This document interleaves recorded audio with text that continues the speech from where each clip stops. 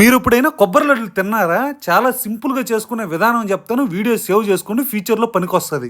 బెల్లం గడ్డల్ని శుద్ధంగా నలగొట్టి ఒక గిన్నెకి తీసుకోవాలా. అదే విధంగా కొబ్బరిని బాగా తరిగి ఒక గిన్నెకి వేసేసుకొని బలం కోసం బాదం, పిస్తా, జీడిపప్పుని ఎత్తేసి పక్కన పెట్టుకోవాలా. లడ్డు తిన్నాక మొహం నున్నగా రావడం కోసం నువ్వులు తీసేసుకోవాలా. అదే విధంగా నెయ్యి తీసుకొని ఒక పక్కన పెట్టేసుకొని ఇంకా అదిరిపోయే కొబ్బరి లడ్డు ప్రాసెస్ అయితే స్టార్ట్ చేసి అలా ముందుగా బౌలు పెట్టుకొని అందులో కాస్తంత నెయ్యి వేసుకునేసి మనం ముందుగా చెప్పినట్లు బలం కోసం తినే బాదం పప్పు, జీడిపప్పు, పిస్తానెత్తి వేసేసుకుని శుద్ధంగా వాటిని అయితే వేయించుకునేసి విడివిడిగా తీసి పక్కనైతే పెట్టేసుకోవాలా. మనం శుద్ధంగా తరిగి పక్కన పెట్టుకున్నటువంటి ఆ కొబ్బరి ఏదైతే ఉందో అది గిన్నెలో వేసేసి దాన్ని బాగా వేయించుకోవాలా.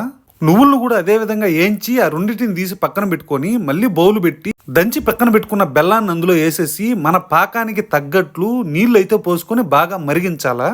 పాకం సరిగా రాకముందు లడ్లు కానీ చేస్తే ఆ లడ్లు కాస్త రాళ్ళు లాగా మారుతాయి, నవలంగానే పొళ్ళుతో కూడా ఊడిపోతాయి. అది జాగ్రత్తగా చూసుకోవాలి. ఫస్ట్ పాకం పద్ధతిగా వచ్చిన తర్వాత మనం ముందుగా ఏంచి పక్కన పెట్టుకున్నటువంటి కొబ్బరిని అందులో వేసి దాన్ని బాగా మిక్స్ చేసుకోవాలా.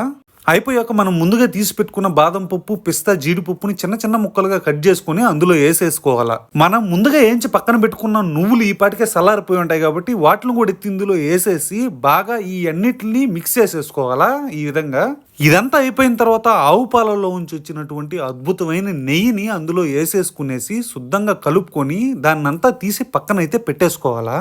ఆత్రపడి వెంటనే చేయి పెట్టి లడ్డులు చేద్దామంటే చెయ్యి అంతా బొబ్బలు పోతాయి, వేడిగా ఉంటది కాబట్టి. అందుకని చెప్పి కాస్తంత చల్లారిన తర్వాత ఇలాగ చిన్న చిన్న లడ్డులాగా చేసుకుని తింటే టేస్ట్ అయితే అదిరిపోద్ది.